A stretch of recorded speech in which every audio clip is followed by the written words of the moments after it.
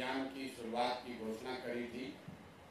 उसी अभियान के तहत 2 अक्टूबर 2022 से पश्चिम चंपारण से एक पदयात्रा की जो मैंने शुरुआत की है, उसको करीब करीब अब 2 साल होने को आ गए हैं।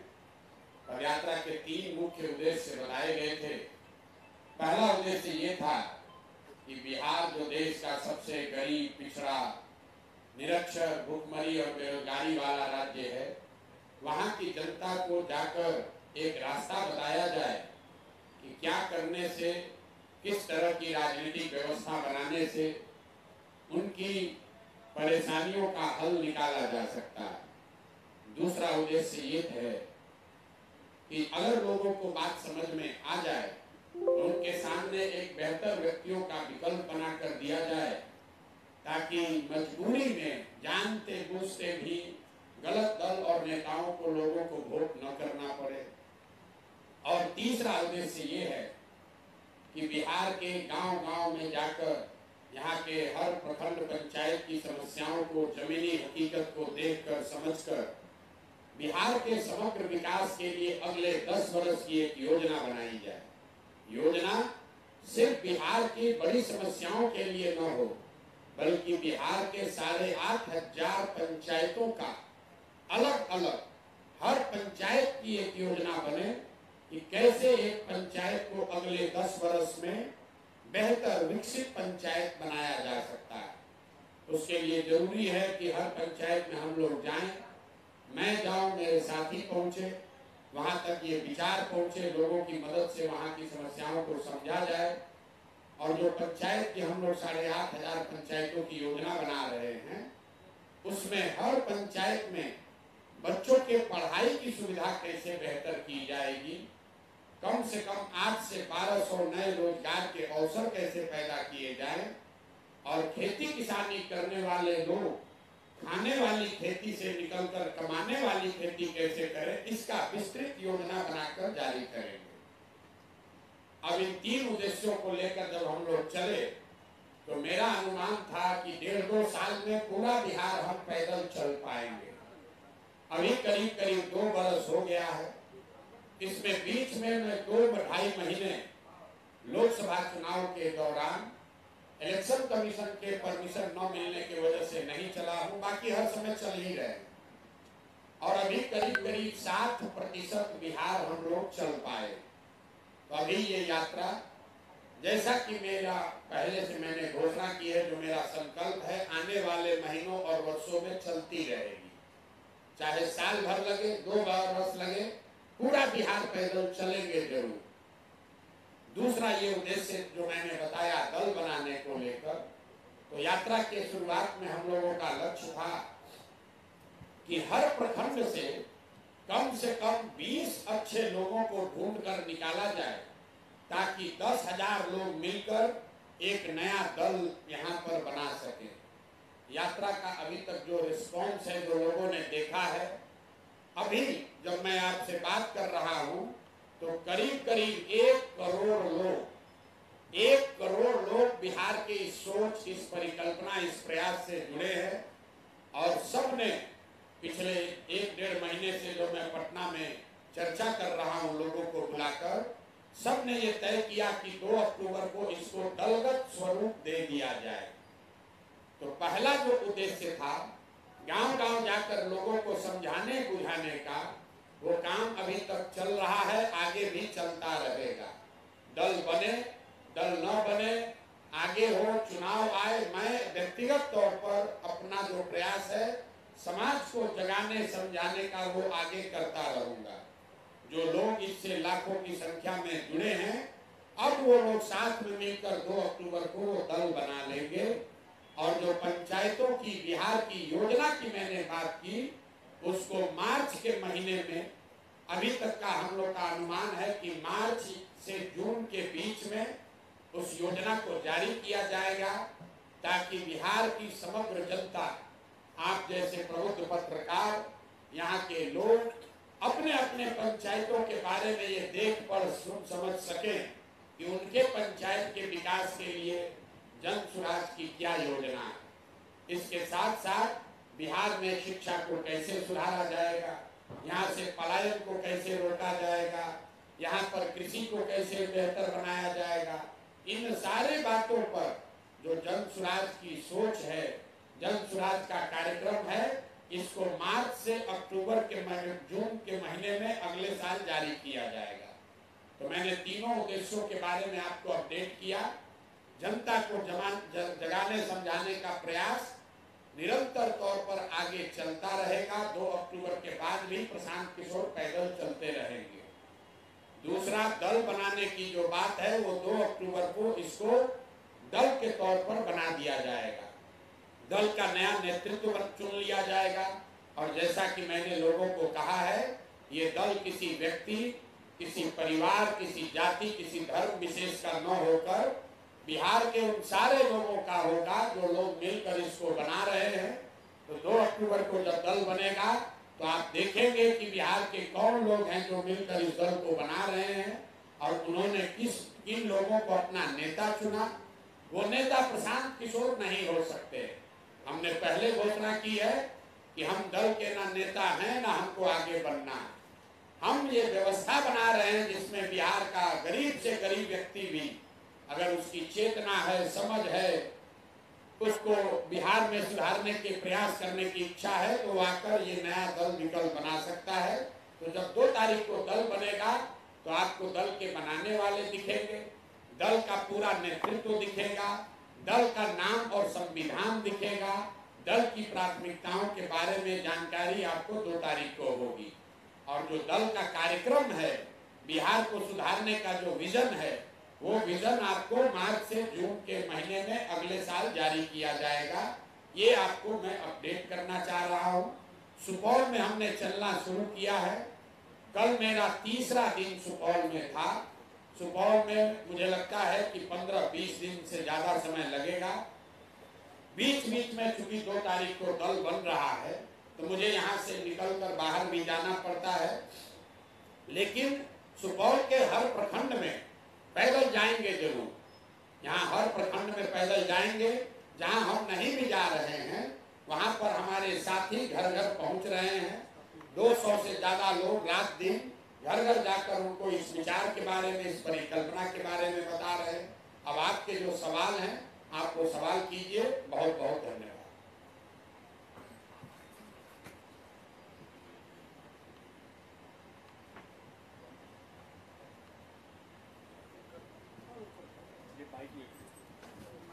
जी सर, मेरा एक सवाल है कि जब जनसुराज दलीय रूप में आ जाएगी तो फिर वो चुनाव के मैदान में भी आएगी, और यदि चुनाव के मैदान में आती है और अगर उनको पूर्ण बहुमत नहीं मिलता है आगे विधानसभा में सरकार बनाने की, तो क्या वो मिलजुल करके सरकार बनाएगी? देखिए, जनसुराज की जो पूरी विचारधारा है, जो पूरा प्रयास है, इसमें किसी तरह के गठबंधन का कोई स्कोप है ही नहीं। कोई गठबंधन का कहीं स्कोप नहीं है, न चुनाव से पहले न चुनाव के बाद। जनसुराज 243 सीटों पर चुनाव लड़ेगा, 242 नहीं। और जीतने हारने के बाद जो भी परिणाम आएगा, मेरा अपना मानना है कि जो परिणाम आएंगे उसमें जनसुराज आपको अर्श पर दिखेगा या फर्श पर दिखेगा। अगर जनता को ये बात समझ में आ गई, इस प्रयास में लोगों का विश्वास दिखा, तो इतना सीट आएगा कि आपको किसी से गठबंधन की जरूरत नहीं पड़ेगी। लेकिन अगर लोगों को सारे प्रयास के बाद भी समझ में नहीं आया तो इतना कम सीट आएगा कि गठबंधन बनाने की कोई जरूरत ही नहीं। तो मैं गठबंधन की कोई संभावना देखता नहीं हूँ। और दूसरी बात समझिए, लोग दलों का गठबंधन करते, 4, 5, 7, 8, 10 का गठबंधन। जनसुराज ने तो पहले बिहार की जनता ने 1 करोड़ लोगों ने मिलकर अपना गठबंधन कर लिया। ऑलरेडी जनता से गठबंधन हो गया। अब इसमें दूसरे के आने का स्कोप कहाँ है?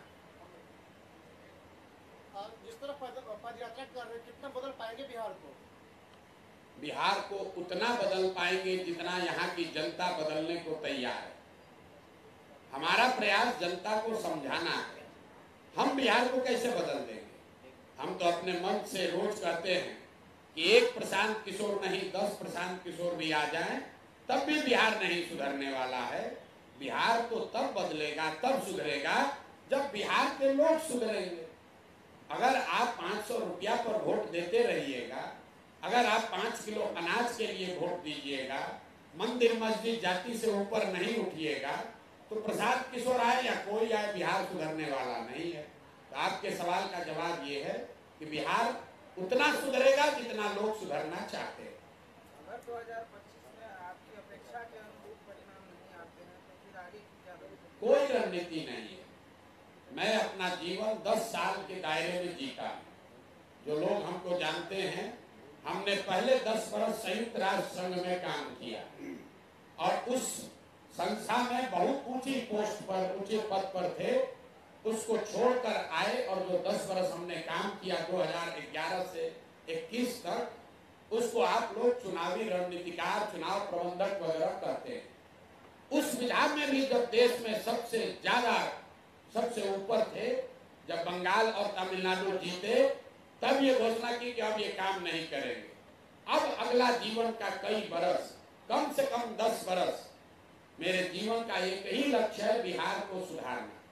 और जब तक बिहार सुधरेगा नहीं, जब तक बिहार देश के 10 अग्रणी राज्यों में शामिल नहीं होगा, तब तक प्रशांत किशोर का ये प्रयास जारी है। दल बने, चुनाव लड़े, जीते हारे, चुनाव जीत जाने से थोड़े ना बिहार सुधर जाएगा। बिहार तो तब सुधरेगा जब अच्छे लोग चुनकर आए। बिहार तब सुधरेगा जब अच्छे लोग चुनकर आए और जो योजना बनी है उसको जमीन पर लागू किया जाए। बिहार तब सुधरेगा जब 5,000 7,000 अच्छे लोग मुखिया बने। बिहार तब सुधरेगा जब 5-7 हजार अच्छे लोग सरपंच बने, प्रमुख बने, जिला परिषद बने, 100-150 अच्छा आदमी विधायक बने। खाली सरकार में चुनाव जीतने से अगर बिहार सुधरना होता तो जन सुराज का क्या होगा उसको छोड़िए। 2015 में तो हम महागठबंधन के साथ बिहार जीत गए। हमने 7 निश्चय का कार्यक्रम भी बनवाया, अपने हिसाब से जिसको जरूरत जिम्मेवारी देनी थी उसको जिम्मेवारी भी दी, लेकिन उससे तो बिहार नहीं सुधरा। मेरा अपना 10 वर्ष का अनुभव है, चुनाव जीतने हारने से व्यवस्था बदल जाए ये जरूरी नहीं है। और उसी 10 वर्ष के अनुभव के आधार पर ये प्रयास कर रहे हैं। बिहार में सुधार तब होगा जब समाज सुधरेगा। तो मेरा लक्ष्य, मेरी जिम्मेवारी समाज को जगाना, समाज को सुधारना है। समाज सुधरेगा, अपने आप राजनीति भी सुधरेगी, राजनीति सुधरेगा, सरकार भी, व्यवस्था भी सुधर जाएगी। राजनीति जो है वो समाज का आईना है। समाज में चोरी है तो राजनीति में चोरी है, समाज में जाति है तो राजनीति में जाति है। ऐसा नहीं है कि समाज में सब अच्छा है और राजनीति में सब खराब है। थोड़ा उसका एक्सटेंट कम या ज्यादा हो सकता है, लेकिन जो ताकत, जो अच्छाई, जो खराबी आपको समाज में दिखती है वही चीज राजनीति में भी दिखती है। अलग अलग राज्यों में जो है आप कई सीएम बना चुके हैं, देश में पीएम भी बना चुके हैं, फिर आपका फोकस बिहार पर ही इतना ज्यादा क्या है? बिहार पर फोकस इसलिए है कि बिहार के मिट्टी में हमारा जन्म हुआ है। यहीं पर हमारे दादा बैलगाड़ी चलाए, मजदूर रहे, यहीं पर हमारे बाबूजी डॉक्टर रहे, यहीं पर सरकारी विद्यालय में पढ़कर हमने अपना जीवन शुरू किया। और बिहार देश का सबसे गरीब, पिछड़ा, निरक्षर, भ्रष्टाचार और बेरोजगारी पलायन वाला राज्य है। तो आप बताइए कि बिहार को सुधारने के लिए प्रयास चाहे आप करें या हम करें, प्रयास आज हो या 20 वर्ष के बाद हो, करना तो किसी न किसी बिहार के आदमी को ही पड़ेगा। तो अगर हमारे जैसे आदमी को की हिम्मत नहीं पड़ेगी तो बिहार को सुधारने का हिम्मत किसको पड़ेगा, आप बताइए। हम ये समझते हैं कि इस मिट्टी का कर्ज है, इसी मिट्टी से उठकर इतने बड़े बने हैं, तो हमें अपने राज्य, अपने जमीन, अपने लोगों के लिए कुछ करना चाहिए। सफलता मिले न मिले इसकी चिंता किए बगैर प्रयास करना चाहिए। हमारा काम है ईमानदारी और शुद्धता से प्रयास करना। समाज को समझ में आ रहा है कि नहीं आ रहा है, ये जांचना परखना आपका काम है। लेकिन अगर समाज को समझ में नहीं आ रहा है तो ये लाखों की संख्या में लोग हमारे साथ जुड़ क्यों रहे। हम कल यहाँ आए हैं तो 10 बजे रात में यहाँ हजारों लोग क्यों बैठे हुए थे? कुछ बात देख रहे होंगे तभी देख जुड़ रहे हैं। आप भी पत्रकार हैं, बड़े से बड़ा नेता कोई आ जाए, कोई यहाँ 1000 आदमी अपना पैसा लगाकर दे खपाकर पैदल नहीं चलने वाला। लोग पैसा देकर, खाना देकर, गाड़ी देकर लोगों को बुलाते हैं। हम लोग चुपचाप पैदल चल रहे हैं।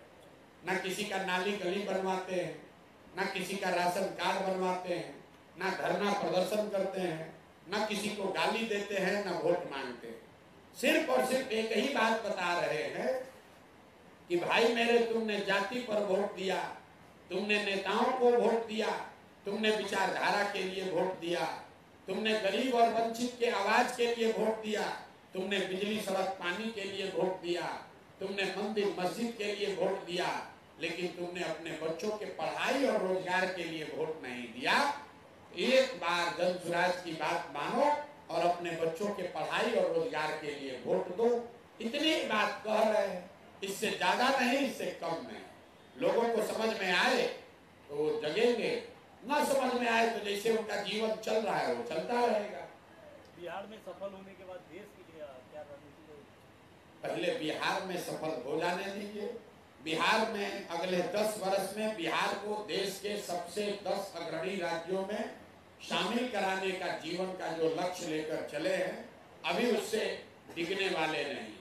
ना हमको देश से मतलब है, ना हमको दुनिया से मतलब है। अपने जीवन का 10 वर्ष कम से कम बिहार को सुधारने के लिए लगाना चाहते हैं और उसके लिए अपना जो कुछ भी है, बुद्धि, साधन, पैसा, व्यवस्था, जो कुछ भी भगवान ने हमको दिया है, वो सब कुछ मैंने बिहार को सुधारने के इस अभियान में दांव पर लगाया है। और मेरा विश्वास है कि बिहार की जनता, उसकी चेतना दब गई है, मरी नहीं। वो विकल्प के अभाव में, विकल्प न होने की वजह से शायद गलत लोगों के साथ जुड़ गया है, लेकिन जब उसको अवसर मिलेगा, विकल्प बेहतर दिखेगा, तो निश्चित तौर पर वो अपने और अपने बच्चों के लिए बेहतर व्यवस्था बनाने के लिए लोग जुड़ेंगे और कंधा लगाएंगे। पिछले 2 वर्ष से हम पैदल चल रहे हैं, 5300 से ज्यादा गांव में पैदल गए हैं और हर गांव में मुझे यही दिखा है, वो चाहे किसी जाति का आदमी हो, किसी धर्म का आदमी हो, पढ़ा लिखा हो, गरीब हो, अनपढ़ हो, हर व्यक्ति कह रहा है कि नहीं भैया, जो बात आप बोल रहे हैं ये बात ठीक है। इसका मतलब ये नहीं है कि वो हमारे साथ जुड़ गया। हम ये दावा नहीं कर रहे हैं कि हर आदमी जन स्वराज को वोट देगा। हम इतना दावा जरूर कर रहे हैं कि बिहार में 2/3 से ज्यादा लोग ये चाहते हैं कि कोई नई व्यवस्था, नया विकल्प बने। और वो जो लोग विकल्प बनाना चाहते हैं, वो ये जरूर कह रहे हैं कि प्रशांत किशोर, जन स्वराज जो बात कह रही है, बात तो ठीक है, ये होना चाहिए। हो पाएगा कि नहीं हो पाएगा वो बात की बात, लेकिन इतना लोग तो जरूर कह रहे हैं कि बात तो ठीक कह रहे हैं। सर, आप कई पार्टी के चुनाव रणनीतिकार रहे हैं। विपक्ष के नेता विदेश से चुनाव आयोग पे सवाल खड़ा किए हैं, सरकार का कठपुतली बताया है। एक रणनीतिकार के तौर किस तरह देखते हैं?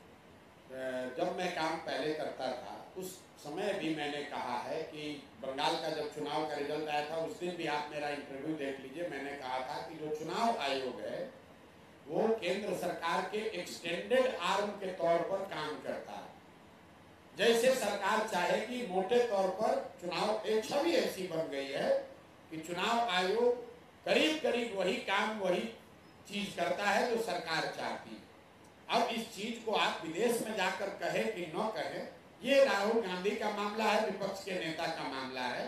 लेकिन जहां तक जनता का, हम लोग का सवाल है, हम लोग ऐसा मानते समझते हैं कि नरेंद्र मोदी जी की सरकार में, एनडीए भाजपा की सरकार में चुनाव आयोग की विश्वसनीयता पर, उनके कार्यकलाप पर, उनकी निष्पक्षता पर बहुत बड़ा प्रश्न चिन्ह हर चुनाव में लोग उठाते रहे और उस बात में कोई दम जरूर है, बिल्कुल इस बात में दम है।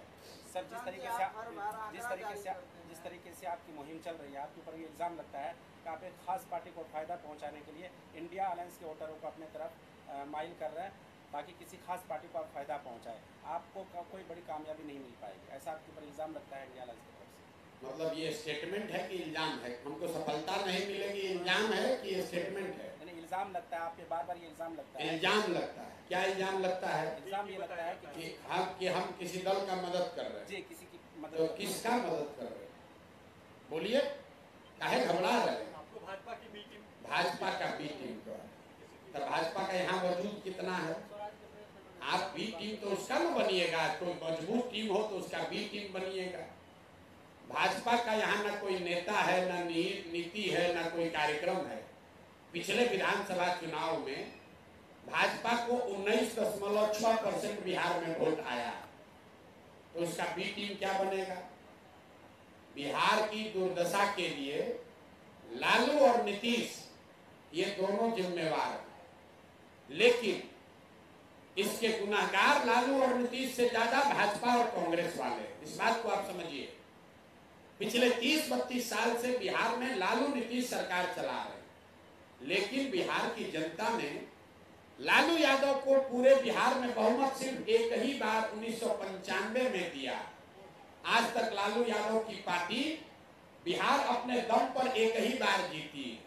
बाकी 15 वर्ष वो राज ऐसे कहिए कि कांग्रेस ने बैसाखी अपनी दी और चंद सांसदों के लालच में कि दिल्ली में सरकार चलती रहे, इसके लिए कांग्रेस के नेताओं ने बिहार और बिहार के बच्चों के भविष्य को लालू यादव के जंगल राज के हाथों बेच दिया।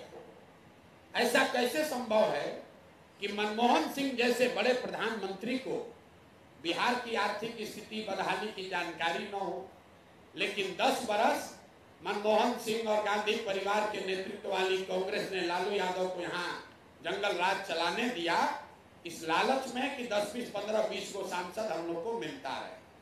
यही काम आज भाजपा कर रही है। नीतीश कुमार के 42 विधायक हैं 243 के विधानसभा में। जो भाजपा पूरे देश में दूसरे दलों को तोड़कर विधायकों को खरीद कर अपना सरकार बनाती है, वो बिहार में 80 विधायक होने के बाद भी अपना सरकार नहीं बनाया है, वो नीतीश कुमार को बना दिया है। क्यों बनाया है? कि हमको 12-15 सांसद मिलता रहे, हमारा जातीय समीकरण बना रहे, बिहार की जनता गर्त में जाती हो तो जाए। इसीलिए मैं दोबारा कह रहा हूं कि बिहार की बदहाली के लिए सीधे तौर पर लालू नीतीश जिम्मेवार है, लेकिन इस बदहाली को बनाए रखने के रियल गुनाहगार कांग्रेस और भाजपा हैं, जो दिल्ली में सांसदों के लालच में दिल्ली में अपनी सरकार चलाने के लिए बिहार और बिहार के बच्चों के भविष्य का इन लोगों ने सौदा किया। तो हमको किसी का बी टीम बनने का जरूरत नहीं। बी टीम कौन कह रहा? लालू भाजपा वाले कह रहे हैं, इधर से भाजपा वाला कह रहा। हम मुसलमानों से मिले तो भाजपा वाला कह रहा देखिए ये बी टीम है इंडिया के, और लालू जी कह रहे हैं कि ये बी टीम है भाजपा का। क्यों कह रहा है? क्योंकि बिहार में ये दोनों को मुफ्त में वोट लेने का आदत लगा हुआ है। काम मत करो, 5 साल के बाद चुनाव में जाओ और लालू के लोग कहे भैया हमको वोट दे दो नहीं तो भाजपा आ जाएगा, तो डर के मारे आदमी खासकर मुसलमान फिर जाकर लालू को वोट देता है। यही हाल भाजपा और नीतीश का है। काम करे न करे, चुनाव आता है हल्ला मचाता है, अरे भाई हमको नहीं वोट दोगे लालू का जंगल राज आ जाएगा, डर के मारे फिर उसी को लोग वोट देते हैं। तो ये जो मुफ्त खोरी की जिसको आदत लगी हुई है, उसका सिंहासन हिल रहा है। वो सोच रहा है कि भैया कहीं जनता को कोई दूसरा विकल्प मिल गया तब तो हमको काम करना पड़ेगा, प्रयास करना पड़ेगा, मुफ्त में वोट नहीं मिलेगा। इसीलिए चिल्ला रहा है, बाप बाप कर रहा है कि बी टीम है कि ये टीम है। भैया हम जनसुराज जनता की, बिहार की जनता का बी टीम है और जनता को ए टीम बनाकर जिताकर 2025 में जनता का राज बिहार में कायम किया जाएगा।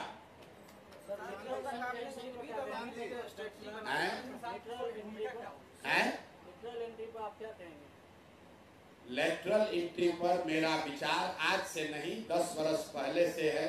मेरा ऐसा मानना है कि सरकारी व्यवस्था को कारगर और धारदार बनाने के लिए सरकार की जो व्यवस्था है इसके साथ साथ बहुत बड़े पैमाने पर लेटरल एंट्री को भी अंदर लाना चाहिए। क्यों? क्योंकि जो बहुत कठिन विषय हैं, पानी की समस्या, कुपोषण की समस्या, अस्पताल शिक्षा की समस्या, वो सिर्फ यहाँ के ब्यूरोक्रेट से सॉल्व होने वाला नहीं।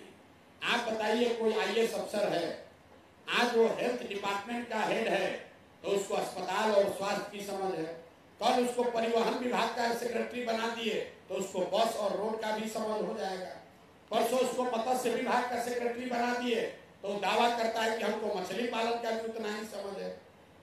तो ये भैया इससे सुधार होगा नहीं।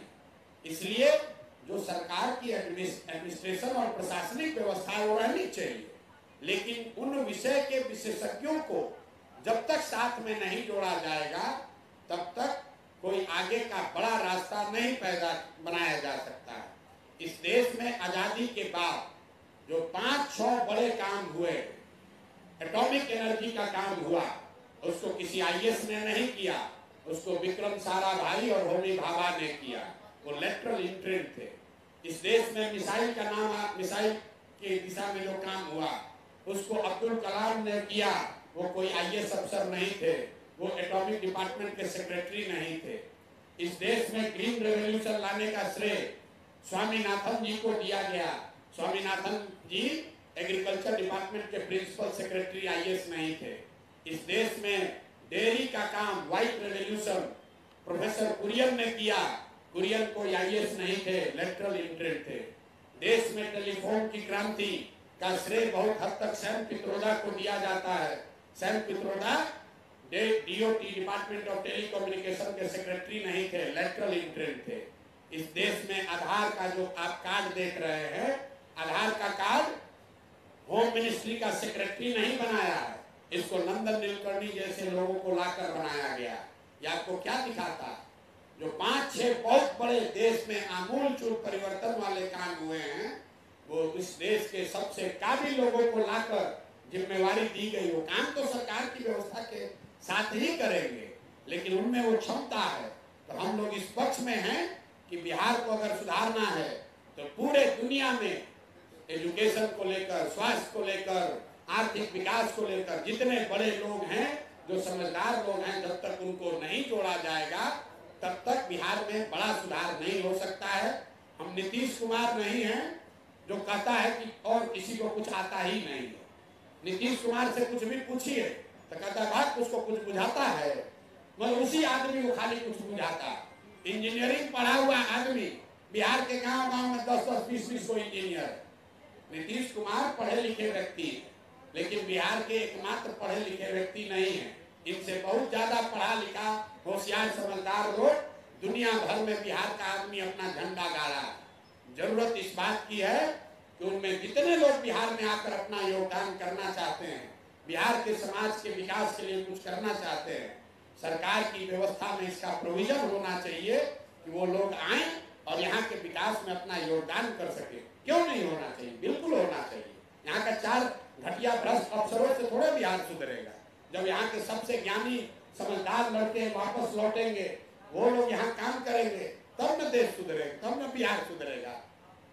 बिहार में, यहाँ देश में, मैं आपको बता रहा हूँ, एक बहुत बड़ी इकोनॉमिस्ट है प्राची मिश्रा, आप नाम नहीं जानते होंगे, आप रघुराम राजन का नाम सुनते हैं। करीब करीब उनसे उनके समकक्ष उतनी बड़ी इकोनॉमिस्ट पटना की है। आपने कभी सुना कि बिहार सरकार ने प्राची मिश्रा को बुलाकर पूछा, या उन जैसे इकोनॉमिस्ट को बुलाकर पूछा कि भैया बिहार में इकोनॉमी को कैसे गति दिया जाए? यहाँ तो डिपार्टमेंट में 4 अफसर बैठा है जिसको कुछ आता जाता है नहीं, और वही अपना ज्ञान दिए जा रहा है और बिहार की जनता को मजदूर बनाकर घुमा रहा है 30 वर्ष से। तो बिल्कुल हम लेटरल एंट्री के पक्ष में हैं, क्योंकि वहीं से ज्ञान, वहीं से समझदारी, वहीं से अनुभव, दुनिया भर से जो अच्छी सीख है उसको लेकर ही बिहार को बेहतर बनाया जा सकता है।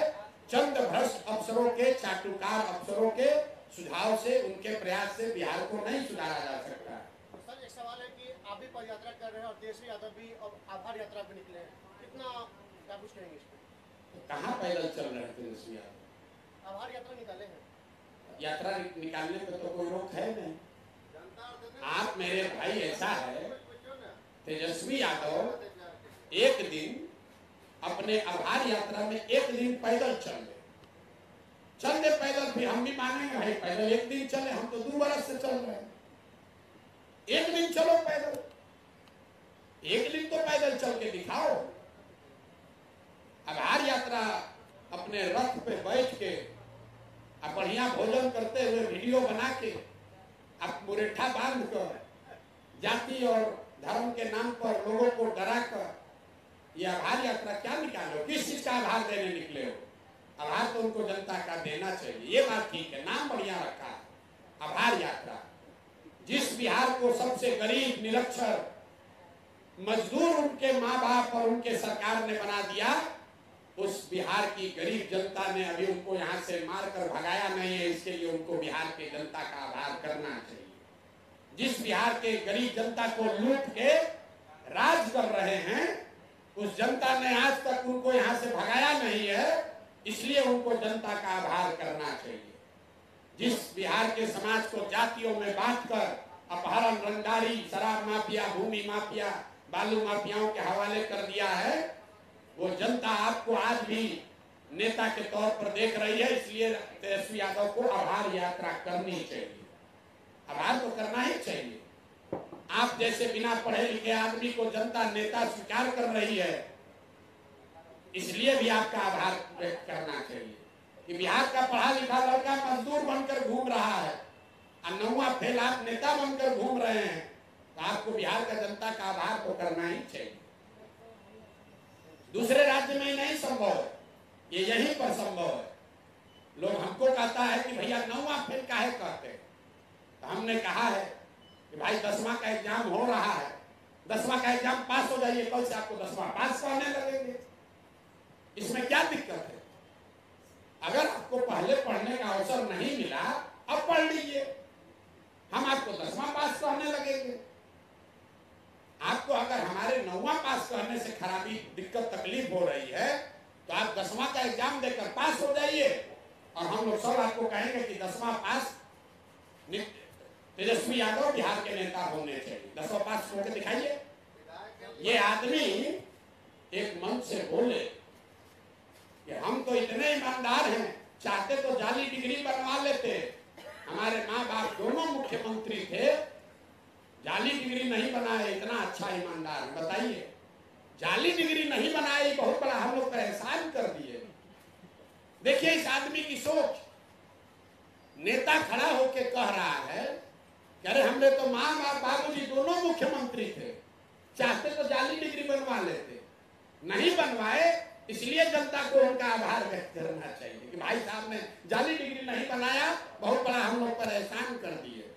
ये इस आदमी की सोच है। पलायन रोकने को लेकर लगातार मतलब जहाँ आप जाते हैं आपका दावा है, उसके लिए क्या बिल्कुल दावा है कि 1 साल के अंदर बिहार से पलायन को रोक दिया जाएगा और जो लोग भी बाहर 10,000, 12,000, 15,000 की मजबूरी में जाकर काम कर रहे हैं, उनको वापस यहीं रोजी रोजगार दे दिया जाएगा। आपने कहा कैसे दिया जाएगा? ठीक बात। श्रम का पलायन बिहार में इसलिए है कि यहाँ से पूंजी और बुद्धि का पलायन है। जो लोग यहाँ से जाते हैं, जो मजदूर जाता है वो आपको दिखता है, लेकिन यहाँ से पूंजी का जो पलायन है वो आपको नहीं दिखता है। यहाँ बैठे किसी पत्रकार को ये मालूम नहीं है कि पिछले 30 वर्ष में बिहार से, बिहार के बैंकों ने 26 लाख करोड़ रुपया, बाहर का नहीं, बिहार की जनता का बचा कर रखा हुआ बैंकों का पैसा बिहार के बैंकों ने दूसरे राज्यों में भेज दिया, उसका पलायन करा दिया। आपको ये नहीं पता है कि बिहार से लाखों बच्चे पढ़ लिख कर दिल्ली यूनिवर्सिटी कोटा से जाकर, बंगलोर जाकर, अब एक बार पढ़ लिख कर बाहर गया, वो बिहार वापस नहीं आता। तो जब तक पूंजी का पलायन नहीं रुकेगा, तब तक बुद्धि का पलायन नहीं रुकेगा, और जब तक पूंजी और बुद्धि का पलायन नहीं रुकेगा, तब तक श्रमिकों का पलायन नहीं रुकेगा। हम आपको एक उदाहरण देकर समझाते हैं। मान लीजिए कि आपके सुपौल में, यहाँ किसी गांव में एक किसी व्यक्ति को बाल काटने आता है, उसके पास 20,000 रुपया है, वो चाहता है कि हम एक सैलून खोल लें ताकि हमारे परिवार का भरण पोषण हो सके, और अगर वो सैलून खोल ले तो 4-5 आदमी को रोजगार भी मिल जाएगा। अब वो जब जाता है सैलून खोलने, तो बाल काटने तो उसको आता है, लेकिन सैलून खोलने का खर्चा है 1 लाख रुपया। तो किसी दूसरे राज्य में अगर वो 20,000 रुपया देगा, बैंक से उसको 80,000 रुपया लोन मिल जाएगा, वो सैलून खोल लेगा। लेकिन बिहार में बैंकों से आपको कर्ज लोन नहीं मिलता है, क्योंकि बैंक पैसा यहाँ जमा कराता है, लोन जाकर देता है कर्नाटक, तमिलनाडु में। तो आप 20,000 रुपया लेकर वो नाई क्या करेगा, बाल काटने वाला क्या करेगा? अब 80,000 लोन मिला नहीं, तो तो 20,000 रुपया उसका खर्चा कैसे होगा? 5,000 4,000 रुपया देगा किसी दलाल को जो उसको बॉम्बे में, दिल्ली में कहीं सैलून में उसको नौकरी दिलवाए। 2-2.5 हजार रुपया खर्चा करेगा यहाँ से बस का, ट्रेन का टिकट खरीदने में। फिर दिल्ली बॉम्बे जाएगा, वहां खोली में 5,000 7,000 रुपया एडवांस देगा ताकि उसको रहने की व्यवस्था हो। तो जो बेचारे के पास 15-20 हजार रुपया था वो भी खर्चा हो गया, और वो आदमी जो यहाँ पर एक व्यवसायी होता, एंटरप्रेन्योर होता, 4 आदमी को रोजगार देता, वो जाकर बॉम्बे और दिल्ली में मजदूर बन गया। बाल उसको वहां भी काटना है, बाल यहाँ भी काटना है, उसमें बाल काटने की क्षमता है, वो स्किल है उसके पास। लेकिन अगर यहाँ पूंजी मिल जाता तो सैलून चलाता, 4 आदमी को रोजगार देता। पूंजी नहीं मिली तो वही आदमी जाकर बॉम्बे में, दिल्ली में मजदूर बन गया। तो बिहार जो जन स्वराज की सोच है कि अगर पलायन को रोकना है तो 15 साल से कम उम्र के किसी भी बच्चे को पहले मजदूर बनने से रोकना होगा। इसके लिए अच्छी शिक्षा की व्यवस्था होनी चाहिए। 15 साल से 55 साल के उम्र के लोग जो पढ़ लिख कर निकल गए, अब आप उनको दोबारा नहीं पढ़ा सकते, लेकिन उनको कोई ना कोई काम करने आता है। वो कोई प्लम्बर है, कोई इलेक्ट्रीशियन है, कोई राजमिस्त्री है, कोई बढ़ई है, कोई ना कोई काम, कोई गाड़ी चलाता है, कोई मैकेनिक है। उसको पूंजी देने की जरूरत है ताकि वो मजदूर जो है वो वापस आए और यहाँ छोटा मोटा रोजी रोजगार कर सके। और जो 60 वर्ष से ज्यादा उम्र के लोग हैं, अब ना आप उनको पढ़ा सकते हैं ना उसको रोजी रोजगार दे सकते हैं। तो 60 वर्ष से ज्यादा उम्र के लोगों को कम से कम 2,000 रुपया पेंशन दिया जाए बजट से, ताकि वो आदमी अपना एक डिग्निफाइड लाइफ जी सके। आज के महंगाई के जमाने में सरकार उसको 400 रुपया दे रही है। आप बताइए, बिहार में लोग कह रहे हैं पैसा कहाँ से आएगा? जो पहली पढ़ाई की बात है, पढ़ाई के नाम पर बिहार में हर साल 50,000 करोड़ रुपया खर्चा हो रहा है। ये भ्रम मत पालिए कि पैसा खर्चा नहीं हो रहा। 50,000 करोड़ रुपया हर साल खर्च हो रहा है, लेकिन 50 गरीब का बच्चा भी पढ़ नहीं रहा। इसी तरीके से अगर 10,000 करोड़ रुपया, पूरा बिहार का बजट है 2.5 लाख करोड़, उसमें से 10,000 करोड़ रुपया जो कि 5% से भी कम है, अगर वो निकाल दिया जाए तो बिहार में हर 60 वर्ष से ज्यादा उम्र के महिला पुरुष को हर महीने 2,000 रुपया पेंशन दिया जा सकता है। तो मैंने आपको बताया, पढ़ाई की व्यवस्था जो अभी 50,000 करोड़ रुपया खर्च हो रहा है, खर्च क्या हो रहा है, चोरी हो रहा है, उसको बेहतर करके किया जाए। लोगों को रोजगार के लिए बैंकों से पूंजी दिलाया जाए, और जो बुजुर्ग है उसको बजट से 10,000 करोड़ रुपया का प्रोविजन किया जाए, ताकि हर आदमी को 2,000 रुपया का पेंशन दिया जा सके। जो बात भी हम बोल रहे हैं उसका पूरा विज्ञान, उसकी समझ, उसका नंबर, उसका बजट आप जिस दिन चाहिए पूछ लीजिए, उसमें कोई कमी लगे तो आप 4 घंटा हमसे सवाल जवाब कर सकते हैं। एक सवाल है, तेजस्वी ने कहा नीतीश के लिए सदा के लिए दरवाजा बंद है, जैसा अमित शाह ने भी कहा था, इसको क्या कहना चाहिए? भैया देखिए, नीतीश कुमार को लोग यहाँ पलटू राम बताते हैं, लेकिन नीतीश कुमार ने पलट पलट के सिर्फ अपने को पलटू राम नहीं बनाया, बिहार में राजनीति करने वाले सबको पलटू राम बना दिया। जैसा आपने ठीक कहा, अमित शाह आए, हल्ला मचाया मंच पर, बिना पूछे, बिना पत्रकारों के पूछे खुद से कहा नीतीश के लिए चुनाव के बाद भी दरवाजा बंद रहेगा। अब चुनाव से पहले ही नीतीश को अपने साथ ले लिए, तो लोग हंसी में ठीके गांव में कहता है कि नीतीश भाई, अमित शाह दरवाजा तो बंद किए थे, छिटकिनिए लगाना भूल गए, तो नीतीश कुमार धक्का देके घुस गया। तो अगर नीतीश कुमार पलटे तो अमित शाह और मोदी भी तो पलटे भाई, वो भी तो कहे थे कि नहीं जाएंगे। अब आ गया तेजस्वी पर, तो तेजस्वी यादव तो 100 बार पहले कहा था कि पलटू चाचा है, पलटू राम है, इसके साथ नहीं जाएंगे। उप मुख्यमंत्री का लालच दिखाए नीतीश कुमार, तो नीतीश कुमार पलटू राम से बढ़कर विकास पुरुष हो गए। अभी कुछ दिन पहले तेजस्वी यादव ने कहा कि बिहार में लॉ एंड ऑर्डर का स्थिति बड़ा खराब हो गया। 6 महीना पहले जब अपने उप मुख्यमंत्री था ये आदमी, तो कह रहा था कि बिहार देश का सबसे बढ़िया तरक्की करने वाला राज्य है, तो 6 महीना पहले अपने गद्दी पर बैठे थे, नीतीश कुमार ने आपको उप मुख्यमंत्री बना दिया, तो बिहार आपको स्विट्जरलैंड दिख रहा था, और आज आप गद्दी से हट गए तब आपको कानून व्यवस्था दिख रहा है। तो भैया नीतीश कुमार खाली पलटू राम नहीं है, नीतीश कुमार पलटू राम है, लेकिन उतने ही बड़े पलटू राम भाजपा और ये तेजस्वी यादव भी है। अगर आज नीतीश कुमार भाजपा छोड़कर महागठबंधन में चला जाए तो कल फिर यही तेजस्वी यादव उनका झंडा लेके घूमने लगेंगे। सर इंडस्ट्री के क्षेत्र में अब देख रहे हैं कि बिहार में कुछ काम हो रहा है, जैसे सीमेंट की फैक्ट्री आई, आप लोग का जीवन इसी में बीत जाएगा।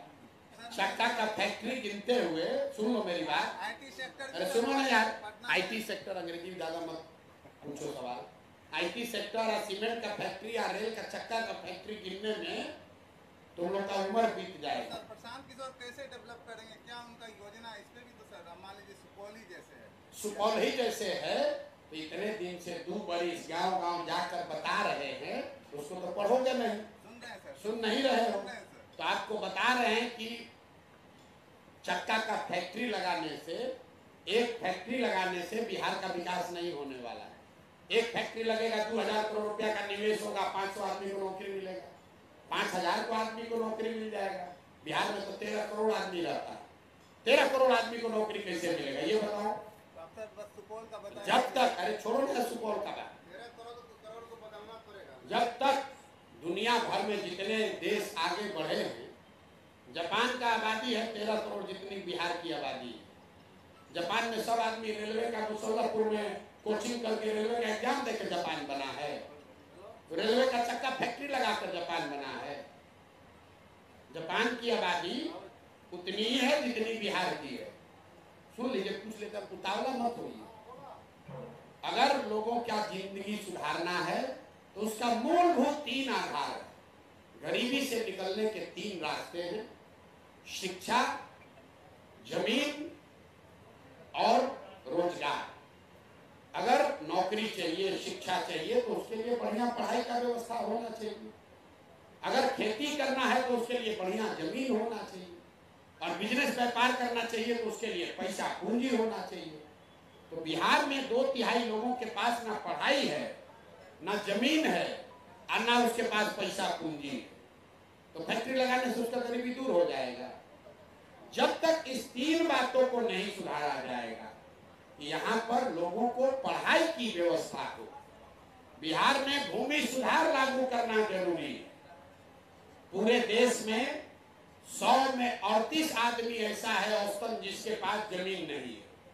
बिहार में 100 में 60 आदमी ऐसा है जिसके पास जमीनें नहीं है। भूमि सुधार यहाँ लागू ही नहीं हुआ। समाजवाद और सामाजिक न्याय पर बात करने वाले नेताओं ने यहाँ भूमि सुधार का कभी बात नहीं किया, इसलिए 60% आदमी भूमिहीन है, और पैसा पूंजी आपको बताए है ही नहीं। यहाँ प्रति व्यक्ति आए है 35,000 रुपया प्रति व्यक्ति, मतलब 100 में 80 आदमी बिहार में दिन में 100 रुपया भी नहीं कमाता है।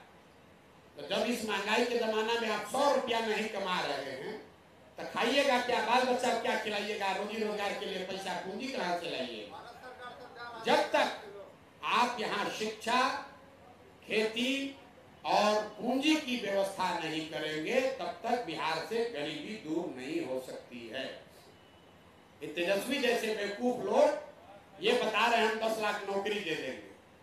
पूरे बिहार में चपरासी से लेकर मुख्य सचिव तक जितने लोग सरकारी नौकरी करते हैं सबका गिनती कीजिएगा तो आपको पता चलेगा 23 लाख लोगों को ही सरकारी नौकरी है। 5 लाख नौकरी दिया तो अरे सुन तो लो, तुमको ज्यादा जानकारी है ना, वो 5 लाख जोड़ के 23 लाख है। तेजस्वी जब अभी थे, सुनो ना, तुमको ज्यादा जानकारी है भाई। 23 लाख है, जाके देख के आना, आंकड़ा गलत हो तो जवाब देना, फर्जी बात मत करो हमारे सामने। ये बिहार के 5 लाख आदमी को नौकरी दिया है, शिक्षक को तुम्हारे पास है डेटा? 2 लाख शिक्षक बहाल हुआ, इनको 5 लाख को नौकरी इनको मिल गया। भाई साहब कोई देखिए पत्रकार है यहाँ बिहार में, आप जैसे लोगों की, सुनो एक मिनट, शिक्षक की बात किए हो ना अभी, 2 लाख शिक्षकों की बहाली होने का सरकार दावा करती है। उसमें 60,000 लोग ऐसे हैं जो पहले से शिक्षक था नियोजित शिक्षक था जिसको राज्य कर्मी का दर्जा दिया गया, उसको नई नौकरी नहीं मिली, उसके सर्विस का कंडीशन बदला। दूसरा, बच गए 1.5 लाख लोग। उस 1.5 लाख में 70,000 से ज्यादा लोग डोमिसाइल की वजह से दूसरे राज्यों से आए। एग्जाम देने आए हमको कि 5 लाख नौकरी मिल गया, अब बाकी 3 लाख तुम्हारा घर से आया है नौकरी, अपने कुछ बोल देते हो। और फिर सुनिए, ये बिहार की दुर्दशा खाली इसलिए नहीं है कि नेता बेवकूफ बना रहा है, यहाँ का पूरा समाज, आप लोग का भी वही दशा। पत्रकारिता करते हैं, ये नहीं कह रहे कि तेजस्वी का दावा है कि 5 लाख दे दिए, कह रहे 5 लाख नौकरी दिया, जैसे जानते हैं, दिखाओ 5 लाख कहाँ नौकरी दिया है, उनका दावा है। आप कहाँ बोलेंगे बात की दावा, आप पत्रकारिता कहाँ कर रहे हैं। यहाँ पर तो ऐसा है भैया कि जो आदमी गंजी के ऊपर शर्ट पहन ले तो समाज और पत्रकार कहता है जमीनी नेता, जिसको भाषा का विषय का ज्ञान न हो उसको यहाँ का आदमी पत्रकार, यहाँ का समाज कहता है जमीनी नेता। कोई अच्छा पढ़ा लिखा आदमी कुछ बोलने लगे तो आप हंसते हैं कि बिहार में चली, हम ना चलेंगे बिहार में।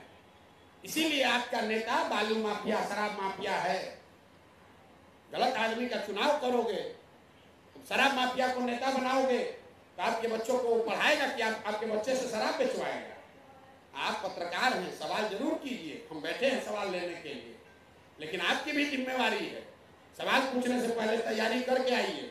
हम यहाँ का बिहार का नेता नहीं है तो बोलोगे हम सुन लेंगे, एक भी आंकड़ा दीजिएगा उसका तैयारी कर आइए, ना तो कल ही खोल देंगे। एक छोटा सा सवाल है, चलिए नहीं सवाल, एक छोटा सा सवाल सर, एक छोटा सा सवाल है सर, एक छोटा सा 15 और 17 साल के बच्चों को एक छोटा सा सवाल सर कर रहे हैं। देखिए, हम फिर से आपसे विनम्र आग्रह कर रहे हैं, आप हमसे 2 घंटा सवाल कीजिए, लेकिन तैयारी करके आए, गलत बात मत कीजिए।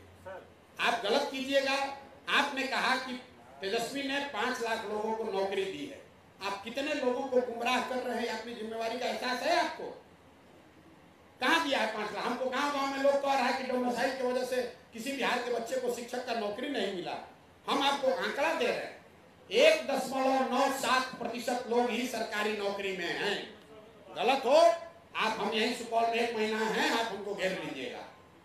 75 साल में सिर्फ 23 लाख लोगों को सरकारी नौकरी मिली है, जो कि 1.97% है। 98% आदमी को ना सरकारी नौकरी मिला है ना आगे कभी मिलेगा। और आप लोग गाजर लेके घूमे जा रहे हैं कि तेजस्वी कह रहा है 10 लाख लोगों को नौकरी दे देंगे। कैसे दे दोगे भाई? अगर दे दिए तो 15 साल तो तुम्हारा ही माँ बाप मुख्यमंत्री थे, किसको बेवकूफ बना रहे हो? ये नीतीश को जाके मुख्यमंत्री को बेवकूफ बनाना, हम नहीं इस झांसे में आने वाले। नंबर जारी कीजिए कि कौन 2 लाख लड़का बिहार का है जिसको नौकरी मिला, नाम नंबर जारी करो, देखते हैं। अभी हम लोग किसी को नहीं मिला। सर्विस कंडीशन को बदलना नई नौकरी नहीं है। ये आदमी को समझ क्या है? कहता है खड़ा होकर कि जीडीपी में देश का सबसे आगे राज्य है बिहार।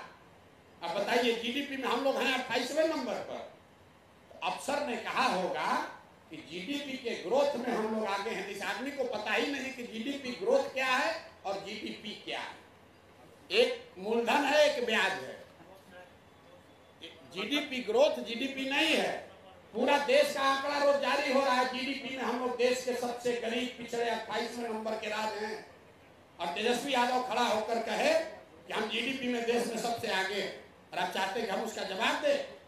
इसीलिए तो कहा कि भैया जीडीपी क्या है इसको पढ़ लो, अपने नेताओं से, सलाहकारों से, टीचर से, प्रोफेसर से पहले सीख लो, और सीखने के बाद आकर कैमरे पर बताओ कि जीडीपी होता क्या है, इसका गणना कैसे होता है, ये बता दो कैमरे पर। हम जनसुराज वापस लेकर जन तेजस्वी को नेता मान लेंगे। बताओ जीडीपी होता क्या है, इसका गणना कैसे होता है, हमको आके ज्ञान दे रहे हैं। छोटा सा सवाल है, आपकी एक पहचान रही, आप जिस भी दल के लिए प्रचार की स्ट्रेटजी बनाई, आपने हर बार एक आंकड़ा जारी किया कि ये पार्टी लगभग इतने सीटों पर जीत करती है। खुद पद यात्रा पर है, लेकिन अभी तक कोई दावा इस तरीके का सामने, इसलिए कि दल बना नहीं है। जब जनसुराज दल 2 तारीख को बन जाएगा तो प्रशांत किशोर बता रहे हैं, पद यात्रा के बाद 2 तारीख को जब दल बन जाएगा तो प्रशांत किशोर को, जो आप जानते हैं कि रणनीतिकार है, चुनाव प्रबंधक हैं, तो प्रशांत किशोर जनसुराज के नेता तो बने नहीं, ना बनेंगे। प्रशांत किशोर जन स्वराज दल के रणनीतिकार प्रबंधक हो जाएंगे और जब 6 महीना तैयारी करा लेंगे तब आपको अगले साल जून में नंबर भी देंगे कि कितना नंबर आएगा। दल बनने दीजिए, दल बनेगा तभी ना उसका नंबर देंगे, अभी तो दल बना ही नहीं। 15 और 17 साल के बच्चों को मुफ्त शिक्षा देने की बात कर रहे हैं, वो आज सलाद की होम डिलीवरी में लगे हुए। बिल्कुल, इसीलिए 15 और 17 के लिए नहीं, 15 साल से जितने दुनिया में बड़े इकोनॉमिस्ट हैं वो ये बता रहे हैं कि जब तक बच्चों को 15 साल से कम उम्र के बच्चों को पढ़ाकर इस काबिल न बनाया जाए कि वो व्यवस्था पर बोझ न बने, तब तक व्यवस्था चरमराई रहेगी। क्योंकि हर साल इतने लोग इस व्यवस्था में आ जाते हैं जिसको अनाज चाहिए, जिसको घर चाहिए, जिसको पेंशन चाहिए। मान लीजिए आप और हम पढ़ लिख गए तो हमको 4 किलो अनाज मिले या ना मिले हम अपना जीवन चला सकते हैं। तो दुनिया के जो इकोनॉमिस्ट हैं वो बता रहे हैं कि सबसे पहले जो नए और लोग बोझ न बने व्यवस्था पर, इसके लिए जरूरी है कि 15 साल से कम उम्र के बच्चों को ऐसा पढ़ाया जाए कि वो अपने पैर पर खड़ा हो सके। इसके लिए सरकारी व्यवस्था तो सुधरेगी। हम लोग गांव-गांव में ये भी कह रहे हैं कि सरकारी व्यवस्था सुधरने में तो 2-4-5 वर्ष समय लग सकता है। तो जब तक सरकारी व्यवस्था न सुधरे और कोई गरीब आदमी अपने बच्चे को प्राइवेट में पढ़ाना चाहता है, उसके प्राइवेट का फीस सरकार देगी, लेकिन ये जरूरी है कि पहले वो बच्चा पढ़े। ये बात हम लोग कह रहे हैं। आपने कहा कि 15-17 वाला शराब में लगा हुआ है, ठीक बात, इसीलिए तो कह रहे हैं जैसे ही आएंगे 1 घंटा के अंदर शराबबंदी को हटा देंगे। इससे बड़ा फर्जी कोई कानून इस राज्य में लागू नहीं हुआ है। ये पूरी तरीके से फर्जी कानून है। शराबबंदी के नाम पर शराब का दुकान बंद, होम डिलीवरी चालू, घर घर में शराब बिक रहा है, लोगों को परेशान किया जा रहा है। और इस गरीब बिहार के लोगों का 20,000 करोड़ रुपया, याद रखिए, हर साल गरीब बिहार का 20,000 करोड़ रुपया का नुकसान हो रहा है। ये पैसा कहाँ जा रहा है? ये पैसा जा रहा है भ्रष्ट अफसरों के पास, ये पैसा जा रहा है शराब माफिया के पास, ये पैसा जा रहा है नेताओं के पास, और वही लोग इस शराबबंदी को आगे बढ़ा रहे हैं। तो जन स्वराज का बिल्कुल खुला मत है। लोग कहता है भैया शराबबंदी हटाने के लिए कहिएगा तो महिला वोट नहीं देगी। वोट मिले या न मिले, ये समाज के हित में नहीं है। इसलिए जन स्वराज की व्यवस्था बनेगी तो मिनटों में शराबबंदी को हटा दिया जाएगा, ताकि यहाँ के युवाओं का भविष्य न बिगड़े, वो शराब माफिया के हाथ में खिलौना न बने, और शराबबंदी के नाम पर लोगों का 20,000 करोड़ रुपया का लूट न हो, गरीब लोगों को फंसाया पर बर्बाद न किया जाए। आपको एक आंकड़ा दे रहे हैं, शराबबंदी जब से लागू हुआ है 8.5 लाख केस हुए हैं, इसमें 6,36,000 से ज्यादा केस आज कॉग्निजेंस हो गया है, कोर्ट में चल रहा है। 1,25,000 से ज्यादा लोग आज जेलों में हैं। ये कौन लोग हैं? ज्यादातर समाज का गरीब, वंचित, पिछड़ा आदमी है जो जेल में पकड़ के चला गया, अब उसका घर परिवार मारा फिर रहा है। और जितना पैसा वाला बड़ा आदमी है वो खुलेआम शराब का काम धंधा कर रहा है, उसको कोई रोकने वाला नहीं। तो शराबबंदी बिल्कुल गलत है, इसको हटाया जाना चाहिए। और शराबबंदी से भी ज्यादा खतरनाक कानून एक अभी ला दिया, ये भूमि सर्वे का काम।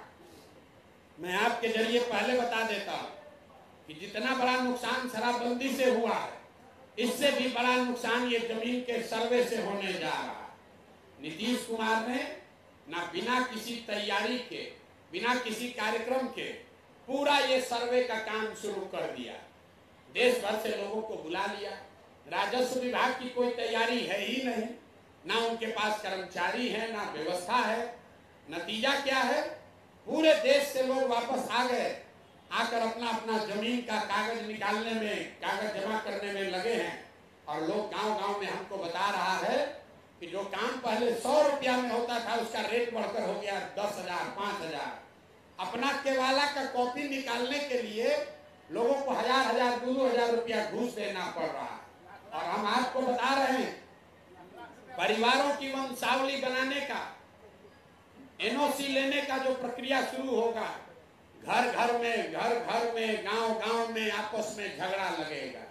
ये ऐसा काम नीतीश कुमार शुरू कर दिए हैं कि पूरे बिहार में को आग और भ्रष्टाचार, आपसी तनाव, झगड़ा और भ्रष्टाचार में झोंक दिया है।